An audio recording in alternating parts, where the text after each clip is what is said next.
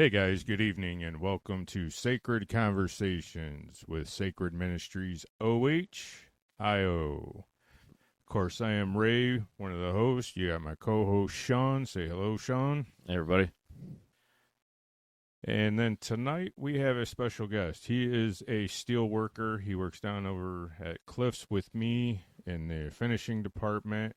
A gentleman that has achieved 37 years of uninterrupted sobriety. That's Everybody amazing. say hello to Ricky Quinn. What's up, Ricky? No, not much, man. How you guys doing tonight? Good, Doing good. well. Glad to see you. First of all, I just want to say praise God, man, and that 37 years is quite an accomplishment. That's I know I've got 16 and a half years, and May, God willing, out 5. so I mean to accomplish 37 years is pretty impressive. Yeah, it's a one day at a time program. Absolutely. That's it, brother.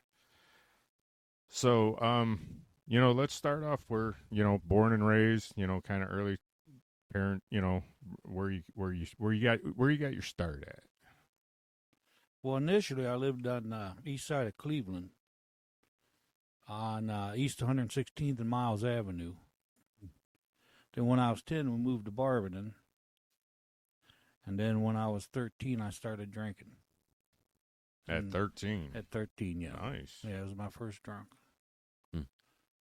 I loved it. I got sick. And that was pretty much how it worked every time after that.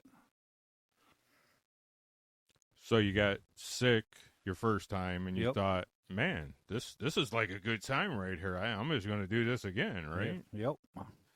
Yeah, I know that. Chasing the effects. So what's going on prior to 13 before you got, started the drinking? Like, what was home life like? What, mom and dad together, like, Oh, yeah, break it yeah. down for us. My mom and dad, they were together till they passed. My dad was a recovering alcoholic. All my uncles on both sides were alcoholics. My brother is a self-admitted, well, he's passed now, but he was a self-admitted alcoholic. Hmm. So kind of ran in the family. Okay. So, like, you didn't see, like, the effects of that, or, like, look at it like maybe this is something I shouldn't be doing, or was it more like, hey, everybody else is doing this, so I might as well get on the bandwagon? Yeah, it's something I wanted to do. I feel I've been an alcoholic since early childhood, before I even started drinking. I mean, I can remember when I was like 6, 7 years old in Cleveland. My mom would go to the grocery store and she'd get me pop, and the kind of pop I wanted was Werner's, because it came in a bottle, looked like a beer bottle. Yeah. Right. Kind of had that same coloring Yep. and the bubbles and the Right. suds and stuff. And I'd drink and I'd act like I was getting drunk. I remember doing stuff like that. So even before. Oh yeah. So what were the circumstances under that first drunk at 13? You said, like, were you at a party? Were you at home by yourself? Oh Like, no, where me and my buddy, which he became my drinking buddy, and we just got a friend to get us a 6-pack, and we split it. Then we got another 6-pack, and drank it. And by 13, after you drink 6 of them quick, Oh yeah. you're What was the flavor of choice? Like was- it hams or Pabst Blue Ribbon. PBR? Yep. Nice. Can't go wrong with that. Yep. What was your first? Gosh, I don't really remember my first drunk. My dad, my mom and dad always hosted all the parties, whatever season it was, and I remember at a young age, because my friends were there and their parents and stuff, and they would get around and converse and stuff like that, and talking, and we'd come sneaking up around with straws and take a little sip here and go to this couple over here, take a sip here. But I remember, like I said, my dad used to collect those little airline bottles, and he had like everything. And then when I started realizing he had like 2, 3, or 4 of them, my friend, we would go down the basement and crack them open here and there and sip on them and stuff. And by then I was probably like in 6th or 7th grade. I didn't go full running till probably in college, really. You know, my senior year in high school, just a couple farm parties, literally walking, you know, Right. across the fields and stuff. And so, but college is what really kicked it in high gear. Okay. Yeah, mine was I started at 15. We had a buddy that lived down the road from me, and he had a party or whatever. And I remember it was crazy that his dad was a Vietnam vet, and he had real bad PTSD, Mm. and he would be hiding in the house, like barricade himself in the kitchen and stuff. And my buddy, like, he didn't know how to deal with that or whatever, and so he would drink all the time or whatever. And then I went to his house, and he was just like, "Hey, you want to get drunk?" And I'm like, "Sure, why not?" You know, I mean, my parents owned a bar. Like I said, my story, everybody always drank, and it was always a party and stuff. And I woke up. It was I'm like passed out by 9, 10 o'clock. You know, I'm like a real drinking champion or whatever. I wake up in the driveway. I'm laying face down in the driveway. My beer's like, my hand's still on it, and it's like laying, and I'm just licking the beer off the driveway. Like at 15 years old, I'm like, yeah, but I didn't think I had a problem or anything. So, all right, we start drinking at 13 and start developing that habit. Yep. And you know, so take us through that. Your teenage years leading up to your legal age there. Well, like I said, obviously at that age you can't drink every day, but every weekend. Right. And before school, I had a buddy bring whiskey. We'd stand around drinking whiskey before school. Then we started smoking them left-handed cigarettes. So we was doing that all the time. We did that every day. Right, that you're able to do every day. Yeah. And it just progressed from there. I mean, by the time I was 16 years old, that's all I can think about. My grades were just good enough to pass. And that's all I wanted to do was party. Right. I remember. So when I was 15, so I'm in failed 7th grade. Like it was, man. As soon as I found them left-handed cigarettes, it was like game on. All day at school. You know, we'd meet before school. We'd smoke, and lunchtime and study hall and stuff. You know, our schedule was pretty much stacked up where we could just stay high all day in school and stuff. And it was like. My mom jokes about it. She's like, you know, you never, like, even through high school, it was like, I never had homework, never brought a book home. I'm like, they didn't, you know, we didn't get books. Right. You know, they didn't pass them out. They didn't assign us books this year. Like everything's all in class or whatever. It's online, whatever that is. Right. But yeah, it was like once you find that where it's fairly easy to get, you know, back at then. I'm sure it's probably even easier now. But yeah, I mean, somebody always had it, you know, that stoner clique at school or whatever. You just, I mean, all you had to do was walk past them and smell. You know who to ask, like, hey, you know, and let's go to the flagpole or whatever, and let's burn one before we go to class and stuff. So, I mean, that was always just, again, accessible, easy, and it didn't take a lot of time. There was no bottles or nothing to get rid of. Yeah, and I was one of the guys that sold it. Oh, so yeah, so mine was free because we'd buy a quarter pound, roll it all up, sell what we need to buy the next one, and keep the rest for ourselves. Right. So.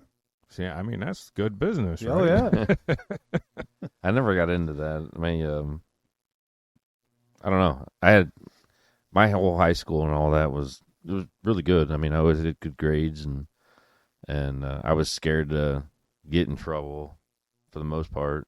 My neighbor, probably in my freshman years through my senior year, they would smoke pot every now and then, and I would just go over there and hang out with them on like every other weekend or something. I might do that, Right. but I never really craved it. Right. Well, when I'd come home from school, change, and I'd leave, and I wouldn't come back until it got dark. Mm. My dad had a double stroke when I was like 6 years old, so he was disabled. And after a few years, you couldn't tell, except he was blind in one eye, but he was still disabled. And I just go to my friend's house, stay there till it got dark. Because back then it was the street light rule. Right. Right. Yeah. Yeah, we're of that generation. And then I'd come home, go straight to my room. And that's just how I lived. Right. Yep. So, all right, now we're pretty much drinking daily. Yeah, by the time I got in high school, I was a daily drinker, yes. Okay, so now we graduate from high school. Right. Where do we go from there? I enlisted in the United States Navy. Navy, man. Yeah. All right. Thank Yeah. you for your service, Thank you. brother. Yep. And, yeah, that was January 1980. I graduated in 79, Okay. and I went to boot camp in 80, January of 80, in Great Lakes. But I know that the United States military makes they make some pretty bad killers and some raging alcoholics for sure. That Absolutely. They can if you don't know how to drink or you're an amateur at it, they will turn you into a professional. Oh, from what I've absolutely. seen. Oh, absolutely. And I got so bad when I was in the Navy. I don't remember what year it was. It was either 82 or 83. I mean, this is how bad I was then. I don't remember if it was before our cruise or after the cruise. Oh, wow. Wow. They forced me into treatment. And I tell people when I tell my story at a meeting that if anybody here knows anything about the Navy, if the Navy says you have a drinking problem, son, you got a drinking problem. Right. And I was like 22 years old. Wow. Oh yeah. And I took my first prisoner in 1980. My first wife. I call them hostages. Yeah. I found out in boot camp that she was pregnant, Okay. which was a good thing. I mean, I was super excited. Right on.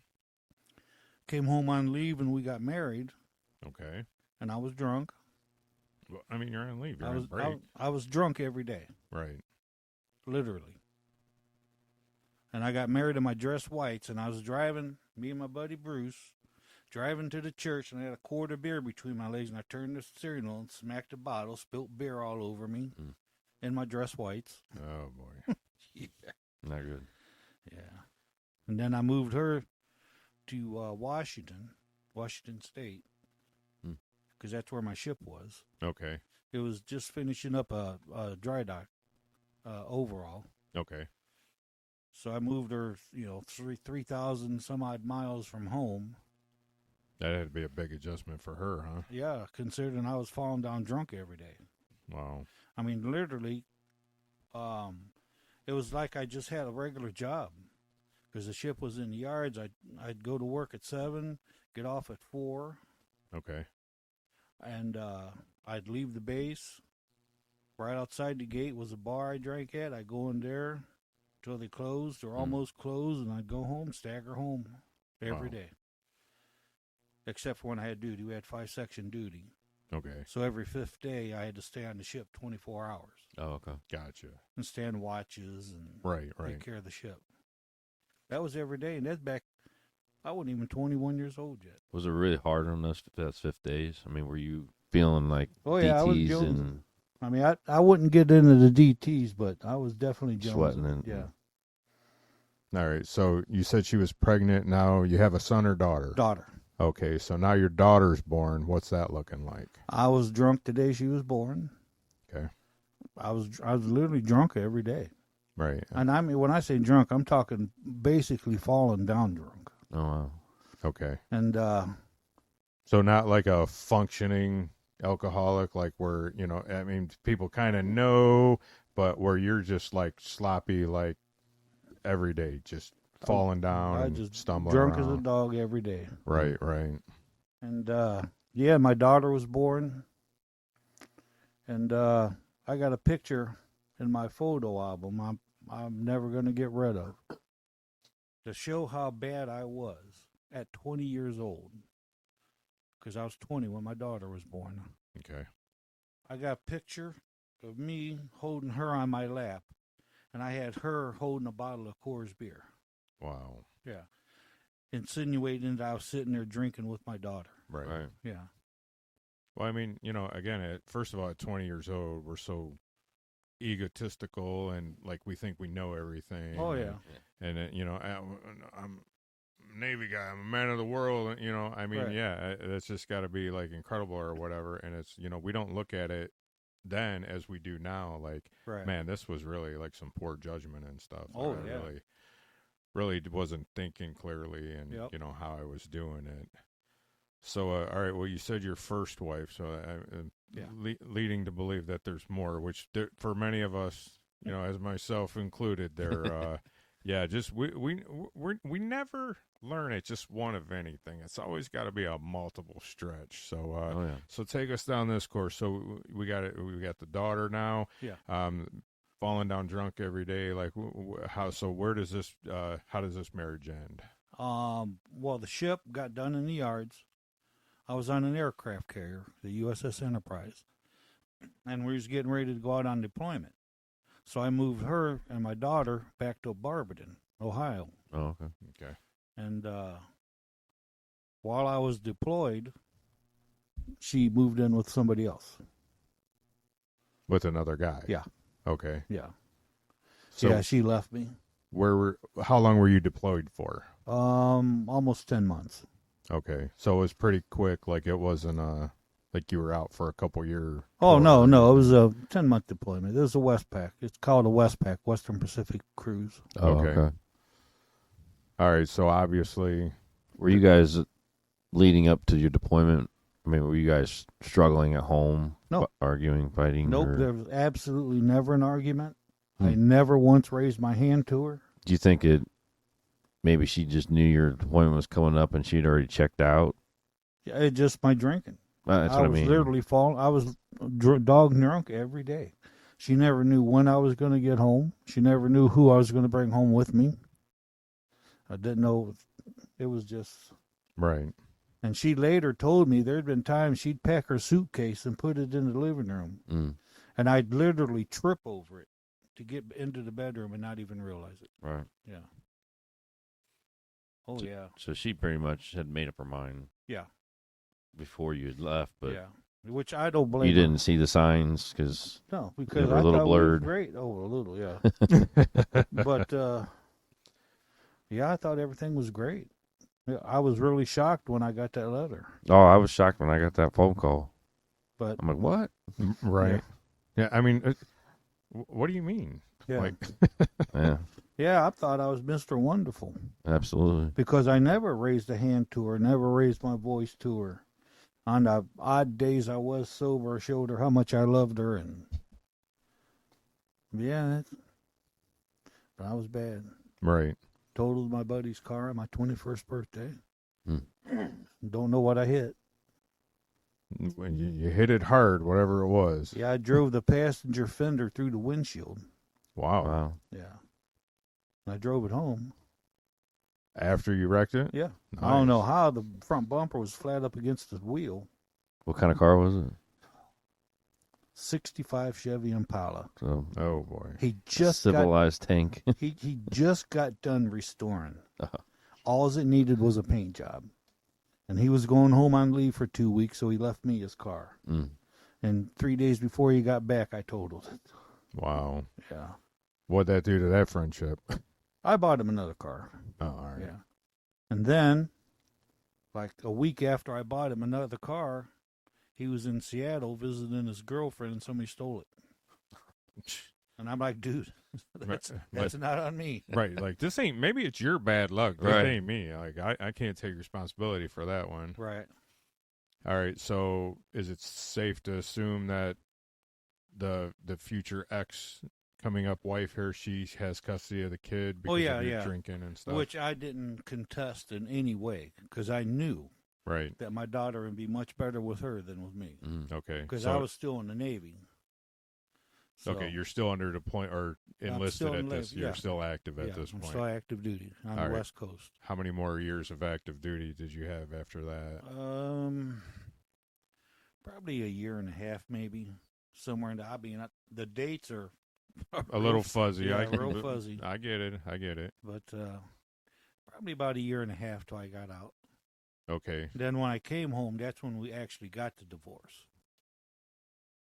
So you guys, she just like filed for the separation or whatever. Oh, didn't even do that. She Oh. just lived with this guy, and while you guys were married. yeah, Oh. and I just went off and done my thing. Right. And then when I got home, I tried to reconcile with her, and she didn't want nothing to do with it. So, all right, well then, we got to do what we got to do. Right. Right. You know. But what really stung was after my deployment, and I came home on leave. It took me 3 days to find her. And by this time, my daughter was like 3. Mm. And I found her. I knocked on the door. Her and my daughter opened up the door. And my daughter looked up at me and said, "Hi, Daddy will be home in a little bit." Oh. Wow. Yeah. Yeah, that's a gut punch right Yeah, there. that for was sure. rough. Yeah.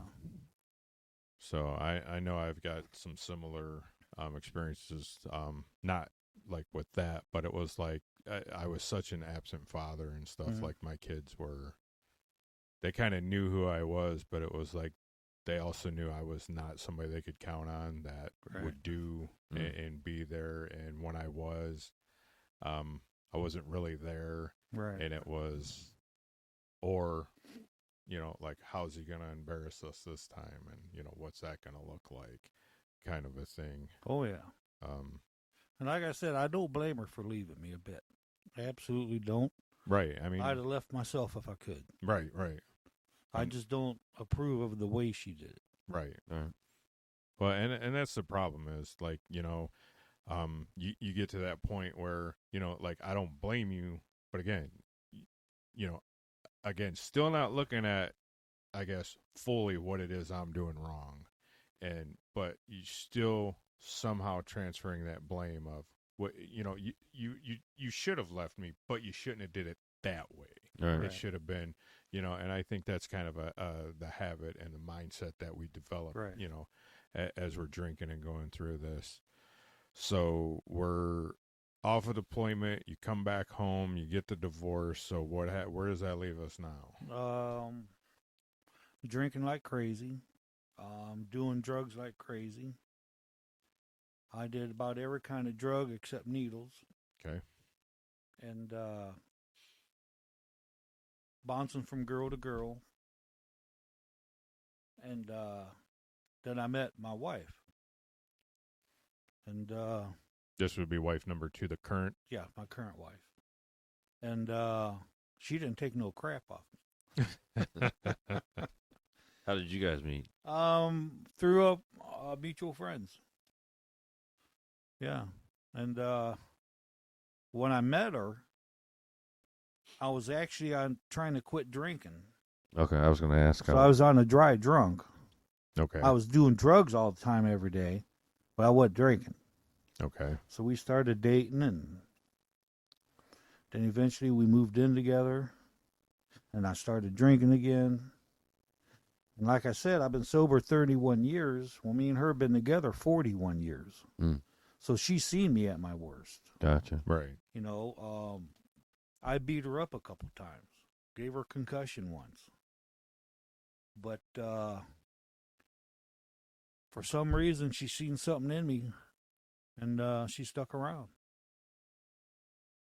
And then, like I said, I was dog drunk every night. Right. Every night. I'd get drunk in Barberton. I worked in Barberton.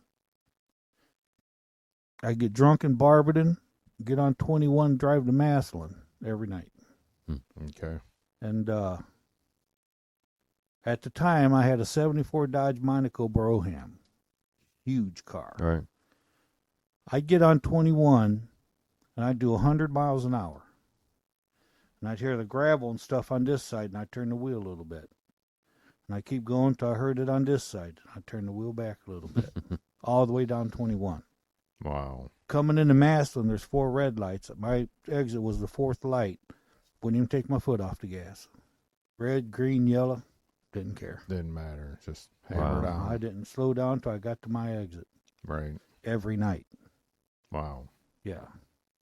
Now tell me God wasn't watching over me. Oh, for sure. Yeah. I mean, that's the same way with me. You know, I mean, we were out on our motorcycles. So I could not even, I've had buddies carry me, set me on my bike, and then it was off and running. And I mean, yeah, it's a blur when you're sober. It was never under 100 miles an hour, ever. It didn't matter if it was a side street, Ridge Road, State Road, 480, 71. We had to get to that next bar or that next buzz, that next drug, whatever it was, or just we didn't even know where we were going, but we were getting there right now. Oh yeah, that was what it was about. Yep. And I'm sure you got some stories like that. Oh yeah. Yeah, I mean, I don't know. I got plenty of stories. But that we can do that another time. All right, fair enough. So, all right. Now you said she's a no nonsense kind of woman or whatever. So. Yeah, she could hit pretty hard. So, she hit you back. Oh huh? yeah. Yeah, there you go. Atta girl. So what was our breaking point? What was our rock bottom? Where does that take us? Well, like I said, I was drunk every day. I'd come home at the bar I drank at, had a 1 o'clock license, but he stayed open for the regulars. So I'd sit in there until 3 or 4 o'clock in the morning. I worked 3 to 11. So I'd sit in there 3 or 4 o'clock in the morning and drive home. And she was always up waiting on me, asking me where I was. I was like, well, you know where I was. Right. Well, you know. And then, oddly enough, I only got 1 DUI. I really wasn't that drunk. I only had like 7, 8 beers. Because I was drinking a case a night. Right. And the car I had didn't have any dash lights.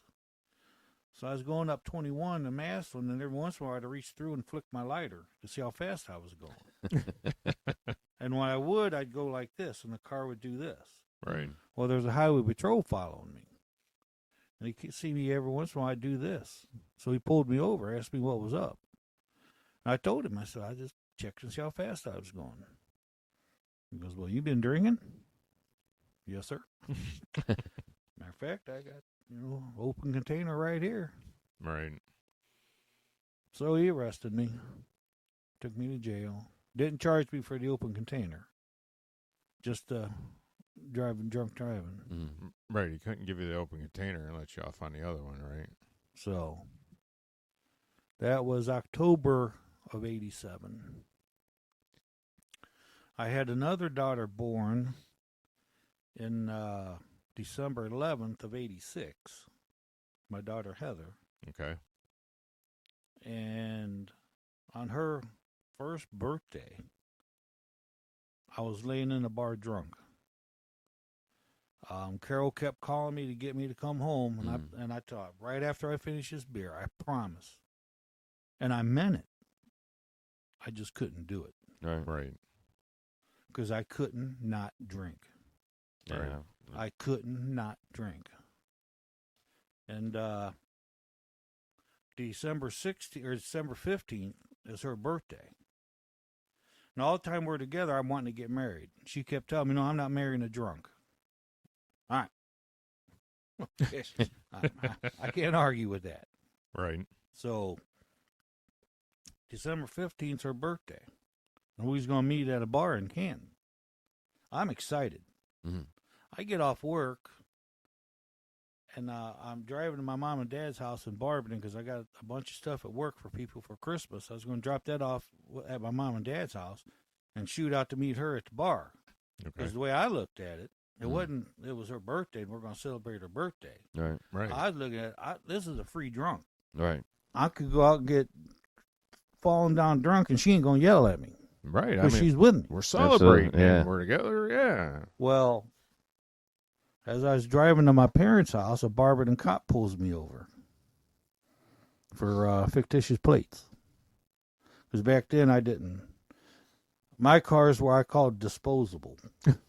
Because back then you could buy a car for $100, Right. $75. I bought a Chevy Cavalier That was my first car. for a Big Mac and a large fry and a large Coke. I bought the guy a Big Mac, large fry, and Coke, and got a Chevy Cavalier out of it. And It was a Happy Meal. Right? yeah, people ask me because I've always had good paying jobs. I was a tool and die maker for 30 years. And they'd say, dude, you make good money. Why do you drive this junk? I didn't want to wreck it. And I'd give them the most honest answer I possibly could. I tell them, I'm just going to get drunk and wreck it. Right. So why should I pay for her good car when I'm just going to get drunk and wreck it? And tear it up. Yeah, Exactly. so when I wreck the car, I just take that plate off, and my next car I buy, I just put it on. A transfer. Yeah. So I got caught. A suspended license, fictitious plates. They towed my car. And they dropped me off at my mom and dad's house with all my stuff. And my bar that I always drink at was just right around the corner from there. So I walked up to the bar and I sat in there till, I don't know, about 3 o'clock in the morning. And I'm depressed. And I walked back to my parents' house and I called Carol. Because we didn't have cell phones and none of that crap back then. Right. Right. And she's all mad at me. I'm like, look, what do you want me to do? The cops took my car. And I told her, I said, my mom had a pistol. And I told her, if I can find that gun, I'd kill myself right now. Because at the end, I was very suicidal. Right. I was waking up a lot with guns in my hands. I can remember putting guns to my head, screaming to God to give me the guts to pull the trigger. Wow. Wow. Yeah, and she's hooting and hollering at me. So I go upstairs and I pass out. And the next morning I got up. I come downstairs and I told my mom and dad, I can't do this no more. You got to take me to treatment. Right. And they were like tripping over each other to get me in the truck. Right. And they took me to Glen Bay and Massillon. Okay. And by that point in my drinking, if I didn't have alcohol, my skin would crawl. I don't know if you ever felt that before, Been there. Mm-hmm. but my skin would literally crawl with the obsession. Right. And I walked in the hospital in the emergency room, the nurse's station, and she just looked at me and she said, "You're here for alcohol abuse, aren't you?" Yeah. Mm-hmm. And back then, you always had to wait a week or 2 weeks for a bed. Mm. Well, there was a guy standing behind her. He walked around and said, "Come with me, buddy. We got a bed for you right now." Wow. Had I not had that bed right then, I don't think I'd be sitting here right now. Right. And I remember getting up to the unit, and God really started working in my life, and I didn't even realize it. Mm. Because back then, I wasn't a fat old man back then. I was a barroom brawler, and Right. I'm sitting on the edge of the bed, and I'm upset, and I'm half crying and boo-hooing, and this guy comes in and sits down beside me. His name's Roger. He was my counselor. But he sat down beside me, and he's listening to me, and we're talking.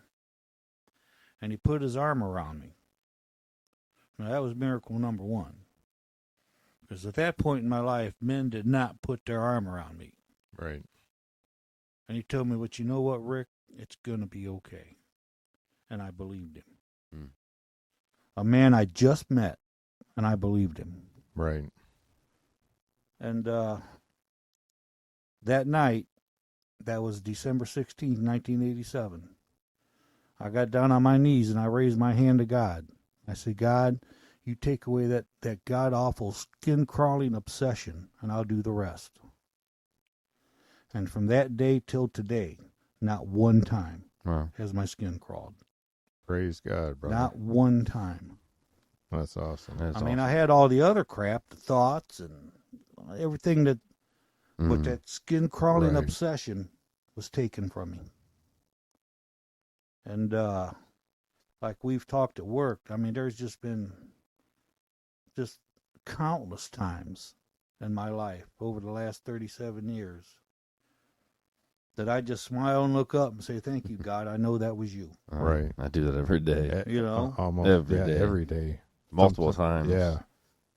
And I tell people that, because I go to Alcoholics Anonymous, that Alcoholics Anonymous is not a religious program, Right. but it is a very spiritual program. Right. And I've heard, and this holds true for me, that God led me to AA, and AA led me back to God. Amen. That's what it Yeah. was for me too. Yeah. Like if you would have told me at the beginning, like your higher power has to be Jesus Christ or has to be God, I would not be here. Nope. I would have been dead and gone. Like it would have never happened. And again, I will never say anything bad about AA. AA gave me a life, gave me a life worth living. Absolutely. And everything, the whole program. But the only thing I will say is there started, as you said, God led me to AA. He had his hand of protection over me the whole time I'm out there drinking and using and stuff. Yep. And then AA led me back to God because it was, I'm making all these strides, all these improvements and not that I'm anywhere near perfect. 'Cause I fall so short of God's glory and everything else. We all do. Right. It's a mess. But it's, for right here, right now, and it's like, well, what about eternity? What am I doing? I mean, I'm cleaning myself up and my act up here in the physical world, but when that stops, then where does that leave me? Right. Because if anybody knows anything about the Bible, like, it sounds like there's a lake of fire for me because that's where I definitely deserve to go. And, if I don't start doing something different, that's where I'm going. Right. Kind of a thing. But, I mean, it's just, again, I can't give God enough credit for, and thanks and praise and, honor for what he's done for me, for guys like you. Yeah. I mean, to just pull us out of those depths when, we don't deserve it. Yeah. So, so we got, now we're sober. Yep. Now we've turned our life around. Things are looking, going in a positive direction. I don't know. My first year of sobriety was pretty scary and rough. Like, I'm not going to lie. Like, I lost job, car, my home, my old lady, got indicted for 11 felonies. Like, I'm looking at my sponsor like, dude, you said I quit drinking. It gets better. Things will get better. Like, my life just went to crap as soon as I stopped drinking. And, it took a little bit of thumping me on the head with the big book going, you set all this in motion, idiot. Right. Like, this didn't happen because you stopped drinking. Like, just imagine how much worse it would be had you not stopped. Yeah. But, that's what I wanted to ask you was, so your home meeting, tell us where that is and what that's about, because that sounds, that's got some history there. Oh, yeah. My home group in Akron is King School Group number 1. King School Group number 1. The first AA meeting in the world. Wow. That was Dr. Bob started it, and that was his home group. No kidding. And when it started, I mean, I don't know all the history, but when it started, they didn't have a big book yet. So Dr. Bob would stand at the podium with his Bible and read out of the Bible. And we actually have that Bible that he used. Wow. In a glass case. Dr. Bob's Bible. That's awesome. Yeah, I get goosebumps. That's why it's feeling like that. Yeah. Right. Yeah, but yeah, it's the first AA meeting. That's why it's called King School Group number 1. Right. Wow. Yeah. So, I mean, that's like amazing to be a part. And, how lucky are we to be in this time, in this geographical area Mm. that we actually can go and visit. Like I remember my first trip there, and we went, and it was just again goosebumps, chills, like just like this. Oh my gosh, feeling of Oh, yeah. what an incredible and amazing experience. Yeah, I have yet to go.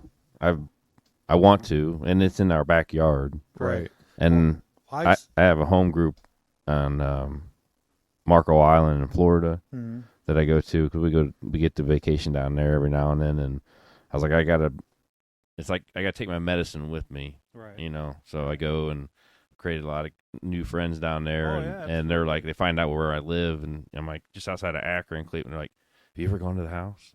I'm like, no, not yet. Like, it's like living in Egypt, not going to the pyramids or something. Yeah. Well, that's why I was going to say I'd highly recommend anybody that's not been to Dr. I Bob's house will. to go there. I mean, they got the table that him and Bill Wilson sat at. Yeah, I mean, it's amazing it's to look at amazing. that and think like if these two guys had not sat at that table and did what they did, like I wouldn't be here. Rick probably, Right. And none of us would. You can see where Dr. Bob's son took a knife and was carving in the table. Really? Yeah. Oh yeah, it's absolutely amazing. Absolutely. We need to do a show live from Hey, we can make the that happen, spring or something. right? We'll get a mobile crew going for us. Yeah, Dr. Bob's house. And then they bought a house next door and turned it into a gift shop. Okay. And my home group had our anniversary at Dr. Bob's house last year. And we're talking about having our anniversary there every year from now on. That's awesome. Oh, that'd be cool. Because the meeting started in Dr. Bob's house. Right. Mm. And it's a small house. Right. It's only like, Yeah, it's not very big. like 1,300 square foot, 1,400 square foot, 2-story. Mm. And they'd have like 78 people in there. Wow. So they had to find a bigger place. Yeah. Okay, cool. Yep. But yeah, that's my home group's Dr. Bob's home group. Yeah, how many guys can say that? Yep. I'm that's where my meeting is. All right. Where the first one was. Yep. So now we've got our life turned around. Again, you still go through struggles and trials absolutely. and stuff. But you work through the steps, you get the tools and the mechanisms to work through it and stuff, and life starts getting better. So you were able to salvage the second marriage. Yeah. The old lady's like, she was that, man, I'm a fighter, but I'm not going to lay down either. Like, Right. I'm going to tell you how it's going to be. Right. Oh, yeah, that was funny because then I got sober. And I said, all right, I'm sober now. Let's get married. She goes, nope. I'm going to wait to see if it takes. All right. So I got sober in 87. We got married in 90. That's awesome. Yeah, congratulations. Yeah, 4 kids and 10 grandkids later. Oh, I was okay. about to say 10 kids. No, no. Wow, you were busy. Four kids and 10 grandkids. You didn't go to work for 2 years. Yeah.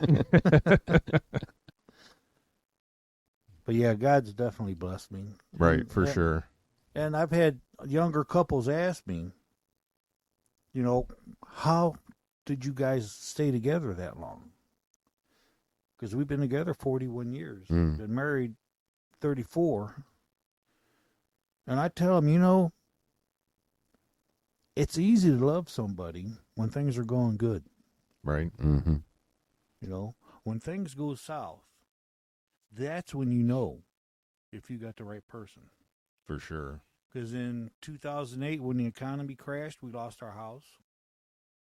Didn't fight about it one time. Right. We got together and said, all right, this is what we need to do. And we did it. Right. If you guys ain't fighting over money, man, you are leaps and bounds ahead of so many couples I know. Right. Like, it is just, money seems to be the number one. Right. Well, we throw all of our money in a big pile, and she takes care of everything. There you go. Yeah. I told her, just as long as I go to the bank and I try to get some cash out, if I get a little cash out, I'm a happy man. Right. If I can give me a coffee and a sandwich, then we're cool. Yep. Yeah, we don't, because like the Serenity Prayer says, I absolutely love the Serenity Prayer. I think it's the simplest and most powerful prayer there is. Mm-hmm. You know, if there's things happening that we can't control, why fight and stress over it? Right. Right. If we can't control it, Yeah. no matter how we react, Right. is not going to change the outcome No, or absolutely the circumstances of what's going on. So exactly. not. I mean, I'm not saying our relationship's perfect. Oh no. I mean, there's times I wanted to choke her, and there's times she wanted to choke me, and just like a couple weeks ago when she rear-ended me in my brand new car. Oh, you're buying new cars now. Yeah, I got a 2025 Nice. Chevy Trax. Oh, no more of them throwaways, huh? Now we're And I got her a 2025 Chevy Trax. matching his and hers, huh? Yeah, hers Nice. is a real pretty blue and has all the options. And now yours has a little bit of blue on it too. Yeah. Right. Well, I was taking mine in to get oil change and tire rotation. She's following me because her backup camera quit working. And we're talking on the phone. I pull up to a stop sign. I start to go and a car came, so I stopped. I asked her, why did you just hit me? I thought you was going. Oh, Lord. So now I got to drive a wrecked car. Wow. But you really can't see the damage. I mean, she did grease up the back, but Right. it's not bad. I'm not going to get it fixed. Chevy wanted like $400 to fix it. Wow. I said, eh. For the plastic piece, But- right? No, the metal. Oh, it's not. Okay. Yeah, on the tailgate on the. Oh, all right. Patch. Gotcha. I was aggravated over that for about 5 minutes, All Just the let it fun go. ones. Right. and I was like, That's- you know what? Why? It is what it is. Exactly. Right. It's just a stupid car. Right. I'm just gonna run the wheels off it.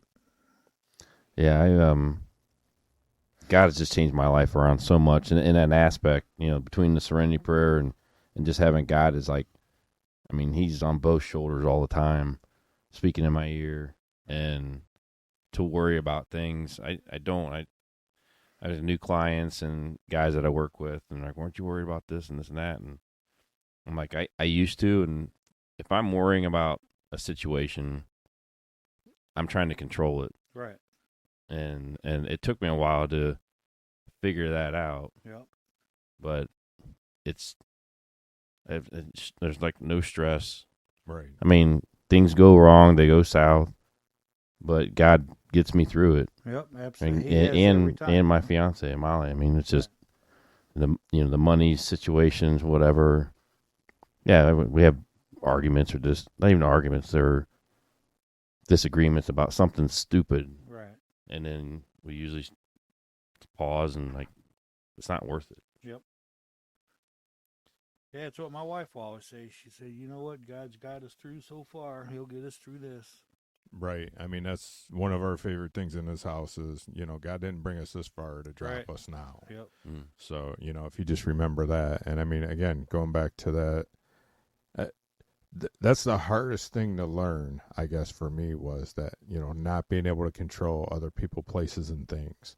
Like that just is like, and it's all about your perspective. Mm-hmm. Like it can always be worse, Mhm. but it can always be a little bit better too. Right. I mean, there's some things to find in a good situation, like back in, again, going back to my first year of my sobriety, I had all those problems or whatever, but it was like, I set all that stuff in motion. And, my grandmother actually ended up passing away in my first year of my sobriety. And I mean, this is my grandmother. She was one of the few people that I don't know, like, I pretty much burned every bridge with everybody and stuff. And, my mom's pretty much raising my kids at this time. And, my mom would never say no to me, but it was like that shame and, humiliation. Like I wouldn't go and ask for things or whatever. But it was this is my gram, man, and like I'm like, how do you praise God in a storm? Like, how do you do this? And it took me years later to realize that, God blessed me with the fact of He waited till I got sober. Like when she was in that hospital for 2 days, I sat at her bedside and held her hand for 48 hours and talk to her. You know, I was able to be there for my daughters and get them through losing their great-grandmother. I was able to be there for my mom losing her mom. Right. You know, they didn't have to worry about me being out, being drunk and whatever. And, you know, like worrying about if they were going to have to bury me too. And it was like when you start shifting, nobody was a bigger victim than me when I was out there drinking for sure. But, you know, when you start changing that perspective around a little bit and you try to see where is God in this, you know, if I would have still been drunk, I would have never seen that. I'd have been off the rails and, you know, just whatever. But God loves us. Oh, and we need to know that. And I don't think enough people know that. And again, if you, even in those horrible tragedy situations, you know, you can find that perspective and that little glitch, that hope, or at least know He's there and to comfort you and get you through that is just truly amazing. Oh, yeah, I pray a lot for acceptance. Just acceptance of His will. Oh, absolutely. And not mine. Right. Because we've went through a lot of bad things in our relationship and in sobriety. I mean, I lost both my parents. Right. She lost her mom. I mean, I lost my brother, my sister. You know, grandparents. You know, we've had a lot of loss. Right. But God has gotten us through that. Mm-hmm. And every time I pray for acceptance. Right. I pray for strength. And then I say, but most importantly, God, give me the acceptance of your will. Right. To get through this. And that is definitely a powerful prayer. Yes, for it that. is. Absolutely. That one and another one that is just to be willing to be willing. Yeah. Because there's times where it's like, man, I can't see it. I want to believe it. And I just, you know, like I remember when Jairus was talking to Jesus, asking him to heal his daughter. And he's like, you know, if you can or whatever. And Jesus is like, what do you mean if?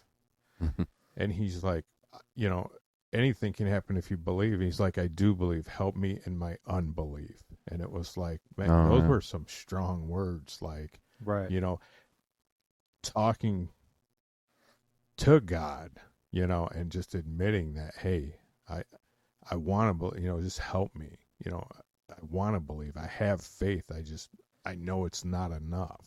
Like, help me. Right. And being able to call on God for that is just truly amazing. Right. Absolutely. Yeah, my cousin, which is like, he's my brother. They're my two cousins, Brian and Dean. They're like my brothers. I'm an only child, and he got really sick this past year. Like, started to have kidney failure and stuff, and from abscess in his back and a couple other things. And I, even during all that, you know, obviously I'm praying to God to, you know, help him, heal him, whatever we can do. But I remember I was doing that. That was my first close relationship in sobriety that I might have lost. And, you know, having God there helped me through that.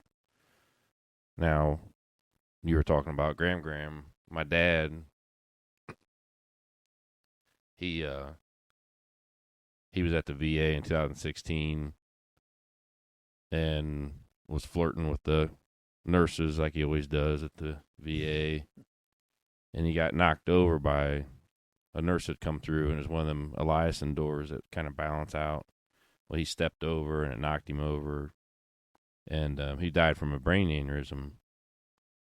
So that last week that he was in hospice, you know, I would go visit him, but, you know, I was angry and a drunk.